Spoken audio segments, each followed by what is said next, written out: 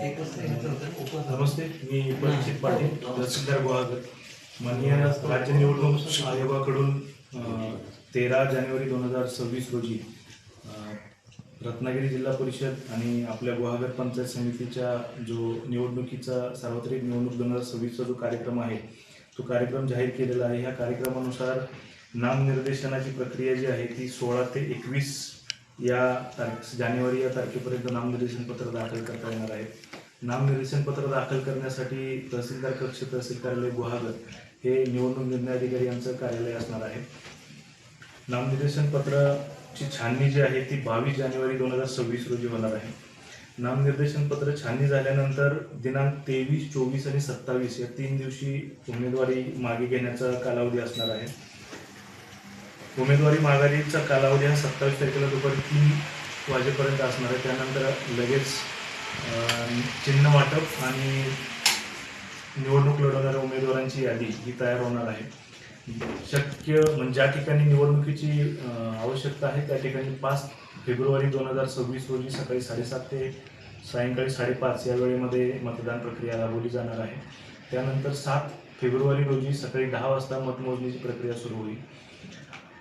मतदान हे 5 तारखेला होणार आहे. मतदानासाठी एकूण गुहागर तालुक्यामध्ये 145 केंद्र असून या 145 केंद्रावरती पुरुष 44,115 आणि स्त्रिया 52,717 असे एकूण 96,832 मतदार असणार आहेत.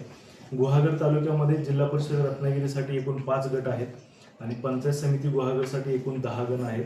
तसं एकूण 15 जागांसाठी आपल्याला गुहागर तालुक्यामध्ये निवडणूक प्रक्रिया पार पाडावी लागणार आहे.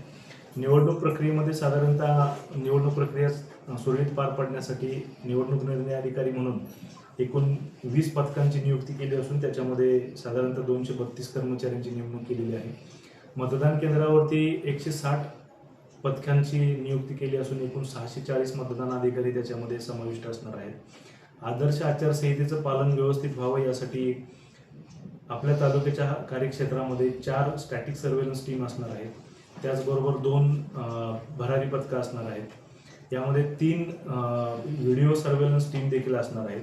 याच्यामध्ये आचारसंहिता पथकाची देखील नियुक्ती केली असून सर्व बाबींचं पालन केलं जाईल याकडे काटेकोरपणे लक्ष दिलं जाणार आहे. एकंदरीत निवडणूक प्रक्रिया सुरळीतपणे पार पाडण्यासाठी निवडणूक निर्णय अधिकारी म्हणून मी परीक्षित पाटील, सहाय्यक निवडणूक निर्णय अधिकारी म्हणून शेखर भिलारे गटविकास अधिकारी आणि महेंद्र सावर्डेकर नायब तहसीलदार गुहागर या ठिकाणी नियुक्त केलेले आहेत. या सर्व प्रक्रिया चांगल्या पद्धतीने पार पाडाव्यात यासाठी पूर्णपणे नियोजन करण्यात आलेलं आहे. थँक्यू.